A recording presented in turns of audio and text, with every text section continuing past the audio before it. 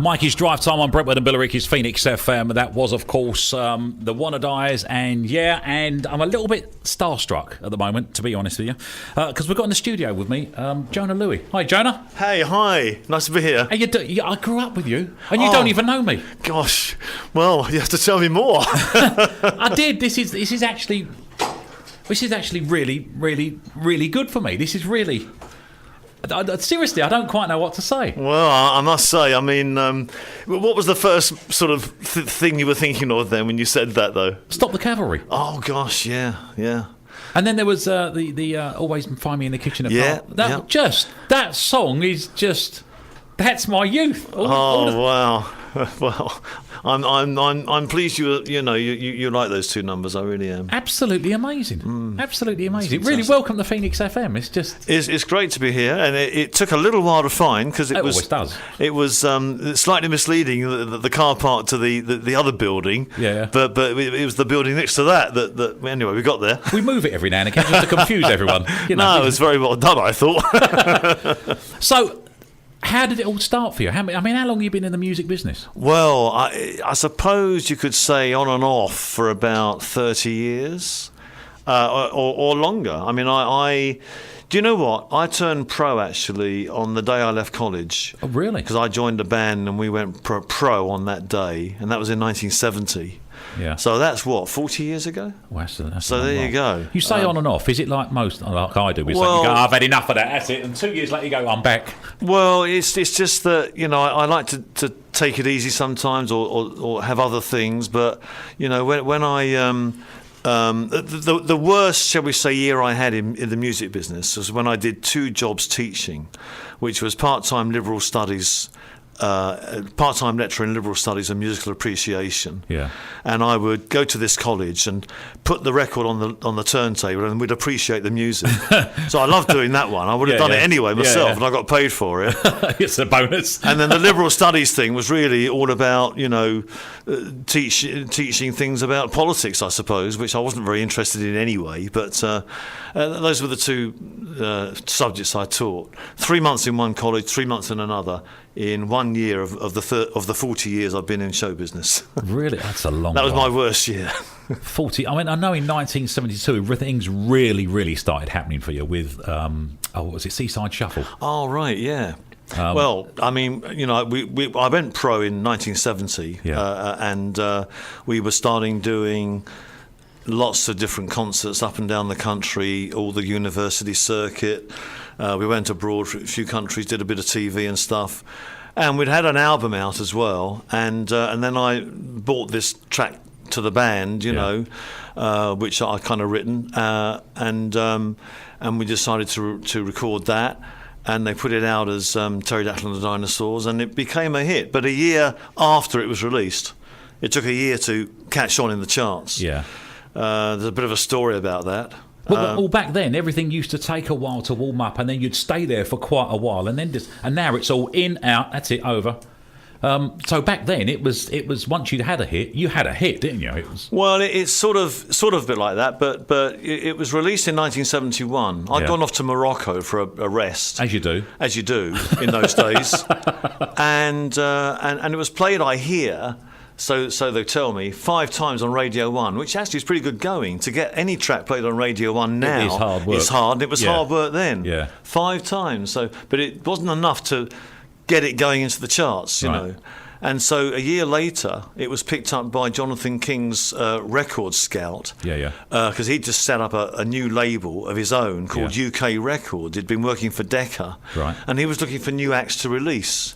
And his scout went into this dive of a club and saw the kids were going crazy over this track that the DJ was playing. It was called Seaside Shuffle. Yeah. So he went back and reported that to Jonathan King, and Jonathan King rang up the rights holders of Seaside Shuffle, which was Sonic Records, which is what I was signed to with the band I was in, and bought the rights. 3 weeks later, it was in the charts. Really, as quick as that? Well, he was very good at promoting, whereas the first company that had it bless their hearts, did their best and managed to get 5 plays on Radio 1. Yeah. But it wasn't enough. What Jonathan King did was organise a power play on Radio Luxembourg. Yeah. Send the tracks to all the holiday resorts up and down the country. Yeah. All like Butlins, move, because it was Seaside Shuffle. Very clever move. The summer had just started. Yeah. The sunshine had come out, and Seaside Shuffle was just released. Great timing. Oh, perfect. And it went in at 29, and then it got into number 12 the next week. So you follow it like a Coronation Street episode, you know. Yeah. 5 after that. Yeah. Then it was 4. This was all new to us. Oh, wow, we were in the charts. Then it got to number 2 and stayed there for 3 weeks. Sold over 300,000 copies. Really? Silver disc. The only thing that stopped it from word. going to number 1 was Alice Cooper's School's Out. I've never liked him. I thought it was a very good record, actually, and it hit a nerve for school kids leaving school, Yeah, of course it did, yeah, and it would having do. just long summer holidays. But the week Seaside Shuffle was released was the week The Sun came out, and May was a very cold month that May in 1972. And Almost as if it was planned. And this was re-released, and it came out the year before, didn't do anything, re-released, and became a big hit. And that's how funny the whole thing is with hits and misses. Now, I found out today, and I didn't realise this, that you actually won an Ivor Novello Award for Stop the Cavalry. Yeah. I didn't know that. I mean, can I ask you, are the PRS checks still coming in every Christmas? Well, PRS checks are very funny, actually, nowadays. They're very different because now they're really thick with hundreds of sheets. And on a sheet, you'll get titles and how much they earn. So one title comes up like, say, Cream Jacqueline Strawberry, which is a title from my second Stiff album. Yeah. 0.0001 of a penny. No. And what that is, it's like a hit on YouTube or something. Oh, really? You know, this is like internet royalties, really, really low. But in those days, you know, the PRS was sort of taking in far more than that. Of course they were. And Fortunes. a performance on radio will still bring in a reasonable amount. And you know, and so, but the PRS statements now are huge with less money on them. Really? You That's know? the way everything's gone, I think. Yeah, I mean, the record business is kind of receding in It its is, very much so. earnings potential Yeah. as we go forward. I think the internet has a lot of hits for That's that, to be a lot honest to do with it. Piracy, Yeah. freebies, you know, and free downloads half the time. And Yeah. people expect free music now. Well, they do. Of course they do. I mean, a lot of companies. I was watching on TV the other day. A new artist is actually releasing all their songs for nothing. Yeah. Whole album, have it, nothing. But you've got to go and see them in concert if you want to hear them live, and that's where they're going to concentrate and earn their money. And I know it's had a huge impact on people, companies like Universal. Oh, I mean, they're all folding. Yeah, of course they are. I mean, Clive Calder, who actually was connected to Stop the Cavalry, Yeah. because he was the guy that started Zomba Music, and I was signed to that, and he ended up selling his Jive records. On there was Britney Spears and Really? all the top American artists. He went from London. He went from South Africa to London to America. Sold his Jive records for 1.8 billion to EMI, and about 4 months later, downloads came into the scene. So he got out of it just in time. Just in time. It's a very, very hard business now. It really Yeah. is. Did you actually write "Stop the Cavalry"? I did. Oh, you're part of my growing up, Jona. You were part of my growing up. What about "You'll Always Find Me in the Kitchen at Parties"? Did you write that? I wrote that with another guy, so it was kind of co-written. You're a genius. You are a genius, because it was so different for its time. "You'll Always Find Me at the Kitchen at Parties" is what happened at parties back in that particular era. Did you write it from experiences, or did you just have this idea? Well, I mean, you know, the actual "You'll Always Find Me in the Kitchen at Parties" was a title that the other guy had conceived, and he wrote some lyrics to that, and I wanted to finish the lyrics off and also do a kind of an electronica treatment of it. Yeah. Because I had an 8-track studio at home, and so I kind of would do a lot of the music to Stop the Cavalry and indeed to Kitchen at Parties from my own 8-track studio while I was at Stiff Records, right. And from there go on to a 24-track studio to sort of just finish it off. Yeah. So I wanted that one to be kind of. Well, you know, each number comes out different. Yeah, you know, yeah. You can't sort of say how it's going to come out until you finish it. But did you putting the lyrics together? Were you writing it on how you went to parties and your experience of that particular time, or did you just make up this fanciful record that was from no real experience? Well, on some of the lyrics there, I actually sung a melody to the lyrics, right? And often I might have a lyric that comes out of the melody, right? So that was in reverse. So sometimes the melody comes first, then you do a lyric to the melody. Gotcha. Which was the case of Cavalry, and in the case of Kitchen, it was the lyric had more or less finished itself, and once all that was ready, I then set to work on what sort of melody would you do to it? Right, gotcha. Okay. So you're bringing back my childhood now. So that's like a melody. It's like a top line. Yeah. What notes are you going to use for your words? I'm no good at chatting up, and I always get rebuffed. Fantastic.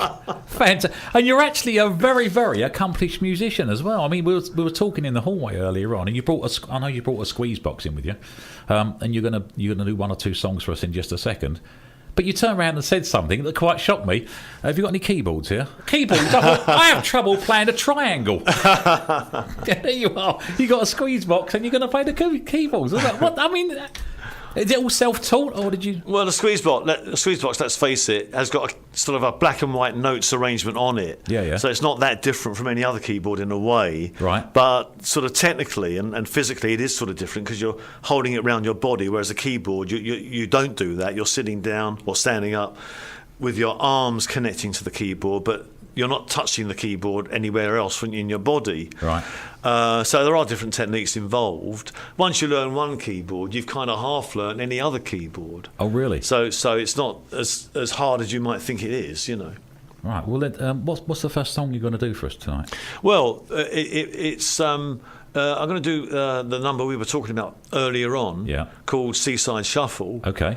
And I bought this accordion actually in a junk shop. Right. And for about 18 quid. Oh, really? And the thing about the keyboard was that I was a lover of kind of blues music and Cajun music, therefore.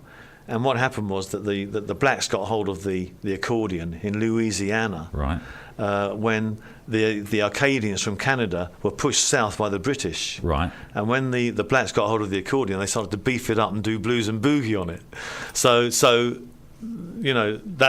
that's how the accordion fitted in for me in my own musical areas. Okay, so are you going to sing this for us now? Yeah, I'll give it a go. I'm getting really excited about this, seriously. Well, thank God someone is. Right, okay. So all I have to do is put it on. There's no visuals here to... It's quite heavy. How heavy is it? How much does it weigh? How heavy is it? Yeah. It's sort of... I'm used to it. I wouldn't like to say how heavy it is, to be honest. Right, okay.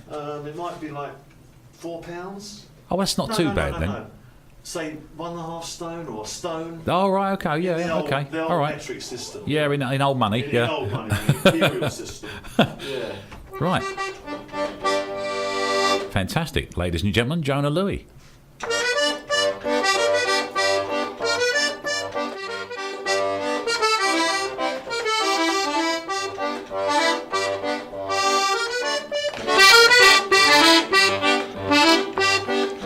It's a warm day, the sun is shining. Someone say, let's go to Brighton. So we all get up on our friend's car.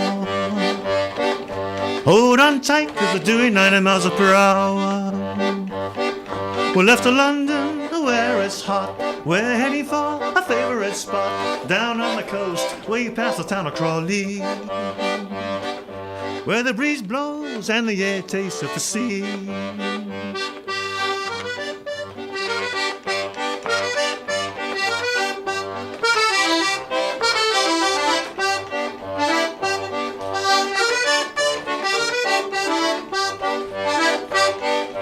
We walk along the promenade pier, spend a pound or two of fun and beer, then look around, see what we can see. Bikini girls and everybody smiling happily.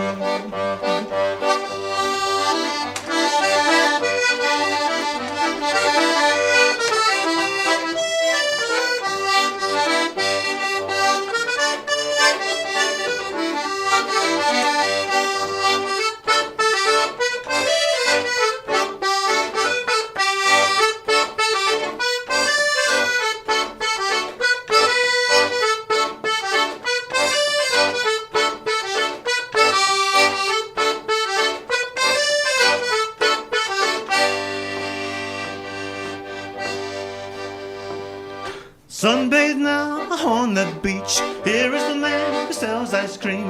Way over there, kids throw pebbles in the sea.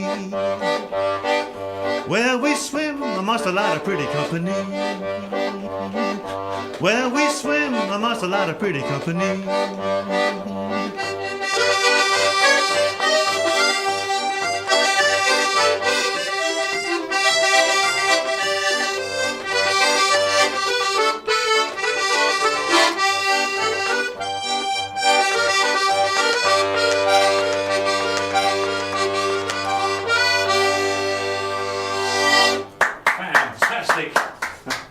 Fantastic. Oh, thank you very much. Now, I noticed earlier on that one of your, I think it was Kitchen at Parties, had 750,000 hits on a video. Oh, on YouTube. right. Yeah. That's quite a lot, really. 750,000 hits. But when it comes to YouTube, you can get millions of hits and even 1 billion, like Gaga. I think has done 1 billion hits. That's amazing, though. For a song that was back in the 1970s, that's absolutely amazing. You should be so proud of that. Oh, I'm very proud. But, it's actually a little bit more than that because you've got different YouTube channels doing Kitchen at Parties. And there was also another channel that had about 1 million hits, and also they're often taken down because the publishers pull them down. Oh, really? So you lose all those hits, then someone else puts it up again, and then you start building up hits again. Yeah. I've never put it up myself on any channel of mine. Other people have put stuff up because they want to do it. Yeah. And sometimes the publishers step in and say, you can't do that. It's all to do with this problem with the internet and the PRS music business. Yeah, that's right. You know, and so it's actually achieved far more than 750,000. Oh, my word. In all, if you add it all up, it's more like 5 or 6 million. Oh my God, Yeah. that's just phenomenal for a 1970 odd hit. That's just amazing. It really is. It is amazing, I must say. Any plans of re-releasing it? Well, there's political things there, and the music business. Stuff. The rights holders and all that kind of thing. But the old record companies kind of. No, I can't go there. Okay, all right. At the moment. To be honest, I do sincerely hope that you do end up getting it all together and re-releasing it again because it was an absolutely fantastic. Well, thank you. So what do you? I know you got a new CD planned. What's your plans for the future? Where are you going? Well, there is a new CD planned, and the plan at the moment is that it will find a release in September of 2015. Yeah. It's sometimes you can't keep those schedules because of other things that happen. Yeah. Yeah. Sometimes if you just do 4 gigs in a year, like I have just done this year, I did 2 festivals and 2 London gigs. You end up finding that you have to spend probably a month to get it all together, and that's a month there. I might be a couple of months in Australia. There's other things in your life, and then you're in the studio sorting out the album. Yeah. There's a lot going on, but I would estimate hopefully it would be out by next September. That's the plan at the moment. Well, are you still gigging live? I am actually. Yeah. Do you do the older stuff as well as the newer stuff? I do. Yeah. Fantastic. Yeah. And that when you say still gigging live, you might say I've not gigged live for some time, and I'm beginning to do that more now, and more so next year, and more so as time goes forward. And the last real proper gig situation I did was when I toured with the Blues Band in 1990, and did about 50 gigs, the Blues Band and the Manfreds. But so I've been away from touring really for like maybe 15, 20 years. Is it hard to go back to after that amount of time? It's always hard initially because it's nerve-wracking. It's like when George Harrison spoke to Elvis when the Beatles met Elvis in 1966. George Harrison said to Elvis, "Hey, isn't it wonderful that what we do in our business?" And Elvis said, "Yeah, but we pay for it with our hearts." Yeah. I.e. the stress levels when you go on stage and things like that. I can imagine. I can imagine, especially as it's coming up to just the opening night and all that you go. Yeah, that's it. But once you cross that hurdle and then you start doing more and more, it becomes easier and easier, just like anything. Yeah, totally. So, what's the plans for the future, Jona? Well, the plans are precisely to do more gigs, release the album, and get closer to Nirvana. Fantastic. Well, you must be really, really happy. I mean, look at what you've achieved during your lifetime. Are you taking it easier a little bit more now, or? Because you sound like you've had quite a stressful period over certain times. In a funny sort of way. I mean, I think the more you take on, well, the more you go on in life, I think, in a way, the more you take with you, because although you're constantly sieving things out, I think you're always adding things to your life as well. So I think we're all of us are getting busier and busier in our lives, but never forget the importance of just hanging loose and chilling out as well. Yeah. I mean, a lot of people do get so milled in with it. Yeah, they get too serious about things sometimes, Yeah. So you got another song you're going to do for us this afternoon? Well, it was planned, but I think that's been scotched by the producers. Have we pulled that? I think we were hoping to have a couple, but then Jona's only got one prepared on the accordion, okay. so I said, don't panic. Next time, he's promised to come back next time. Oh, fantastic. We're going to have keyboards here, and now, sorry, I've ruined it now because I've said it live on the radio, but you do promise to come back next time, and we'll have some keyboards here, and hopefully we'll do a couple of old ones, a couple of new ones as well, because we're going to give the album a good promote. Absolutely fantastic. And of course, we got time to talk about the Peace Collective single as well, because that's something that Jona's doing right now. You've just got involved with that, haven't you? I have, actually, yeah. So how did that come about that you got involved with that? Well, I don't know. I mean, I knew John Morton and Greta Jenkins has been doing the Facebook, and I think they met up, and John knew me, and John was very heavily connected with promoting something to number one that beat Simon Cowell's Christmas Go a couple of years ago. Yeah. I can't remember what it was that got to number one, but it wasn't Simon Cowell's. It was John Mortar's. That's right. Sort of. That was, if I remember, was it Rage Against the Machine? Yeah, Rage Against the Machine. That's right. Because there was a big Simon Cowell was stamping his feet over that. Apparently. Yeah, that's right. Yeah. Although ironically, he did have an interest in that one as well. Yeah, that's right. But that's always the same. Everything is everywhere. Everything is everywhere. Absolutely. But that was one reason, and another reason is the fact that, my lyrics in Stop the Cavalry are not a million miles away from Peter Hooton's lyrics on All Together Now. And the great tragedy and pathos of Peter Hooton's lyrics in All Together Now is simply referring to the fact that on Christmas Day in 1914, the Germans and the British were playing football together. That's right. And the day before they were shooting each other. That's it. And the day after they were shooting each other. That's quite phenomenal. This is just totally phenomenal. Yeah. And All Together Now is about that. And they're doing this kind of charity thing to aid the Red Cross people, which is a great cause, because there's all sorts of people having terrible times in places like Syria, where they've been dispossessed and they're living in Turkey and cold tents during the winter, and all the rest of it. You get the Red Cross people going out regarding what side they're on to try and help people. Yeah. So it's a good cause, and they asked me to join them, and I accepted with pleasure, because it's a great experience for me to do it as well. Oh, totally. Well, it's been an absolute pleasure talking to you this afternoon, Jona. Please come again. We'll get some keyboards in, and you can have free reign to play whatever you want. That's brilliant. I look forward to that. What I'd like to do, if it's okay with you, I'd like to play Stop the Cavalry, because we're coming up to Christmas, sure. and it's a nice Christmassy song. Sure. It's been an absolute pleasure. Thank you so much for coming in. And thank you.